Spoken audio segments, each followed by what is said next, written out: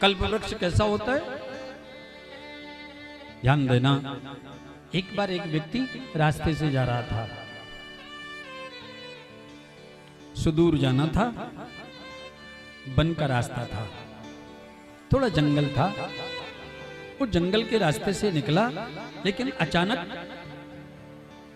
अंधकार हो गया, सूर्य अस्ताचल को जाने लगा। तो उसके मन में भाव आया कि अब मैं कहाँ जाऊंगा, तो एक गांव में रुक गया। जैसे तैसे रात्रि को काटा, सुबह हुई फिर चल दिया। चलते चलते लगभग 4.5 घंटे व्यतीत हो गए। 10:30 11 बजने का समय आया तो थकावट हो गई। अब उस घनघोर वन में एक बड़ा विशाल वृक्ष दिखाई दिया। सुरम्य वायु बह रही थी, बहती हुई वायु में उस वृक्ष की छाया में चला गया। छाया में गया, सुंदर वहां पर बैठने के लिए एक पत्थर रखा था, उस पर बैठ गया। अब मन में भाव आया, छाया तो बहुत अच्छी है, वायु बहुत अच्छी बह रही है, अगर पीने के लिए जल मिल जाता तो कितना अच्छा रहता। जैसे ये भाव आया, उसी समय देखा एक सुंदर सुराही में बड़ा शीतल जल, निर्मल जल उसके सामने प्रस्तुत हो गया। अब उसने जल लिया, बड़े प्रेम से पिया, प्यास शांत हुई। थोड़ी देर और बैठा। ध्यान देना, घनघोर जंगल है, अकेला वो व्यक्ति है, बड़ा दिव्य वृक्ष है, सुरम्य वायु बह रही है। कामना हुई थी जल पीने की, तो सुराही में जल आ गया। अब मन में फिर भाव आया, जल तो मिल गया, भूख लग रही है, चलते चलते थक गए हैं, अगर थोड़ा भोजन मिल जाता तो बहुत अच्छा रहता। अब भोजन की कामना करी थी तो तुरंत सुंदर थाल सज करके आ गया। नाना प्रकार के व्यंजन है, नाना प्रकार के पदार्थ उसमें विद्यमान हैं और बड़े स्वाद वाले, षड्रस वाले। और उन पदार्थों को लिया, वो बड़े प्रेम से पान किया, बड़े प्रेम से उसने ग्रहण किया। पेट भर गया। भोजन में भी थोड़ा आलस्य होता है, अधिक खाने वाले को नींद जल्दी आती है, तो वो सो गया, नींद आ गई, सो गया। 2 घंटे और व्यतीत हुए।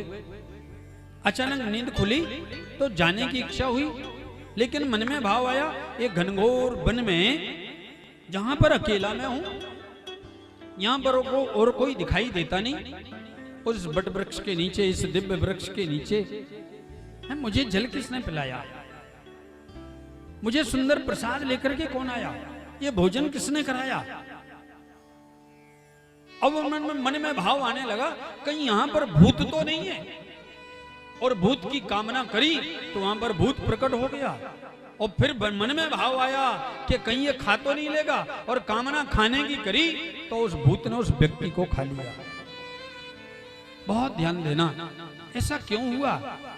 क्योंकि जिस वृक्ष के नीचे वो बैठा था, वो वृक्ष कल्प वृक्ष था, वो वृक्ष कल्प वृक्ष था। वहां पर कामना जल की करी, प्यास बुझाने की तो सुंदर जल मिल गया। भोजन की कामना करी तो प्रसाद मिल गया, और भूत की कामना करी तो भूत प्रकट हो गया।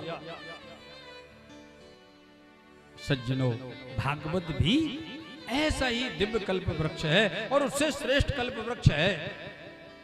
जो व्यक्ति कल्याण की कामना से बैठता है, उसका कल्याण हो जाता है। जो व्यक्ति भगवत मिलन की भावना से बैठता है, उसे भगवत दर्शन हो जाता है। जो ज्ञान की कामना से बैठता, उसे ज्ञान मिल जाता।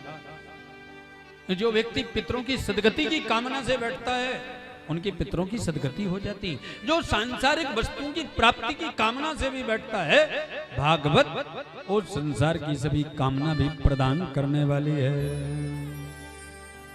आप हमारे संत वाणी चैनल को सब्सक्राइब करें, वीडियो को लाइक करें, शेयर करें, और हाँ, बेल आइकन पर क्लिक करना बिल्कुल ना भूलें, ताकि हमारी किसी भी वीडियो की सूचना सबसे पहले आपको मिले।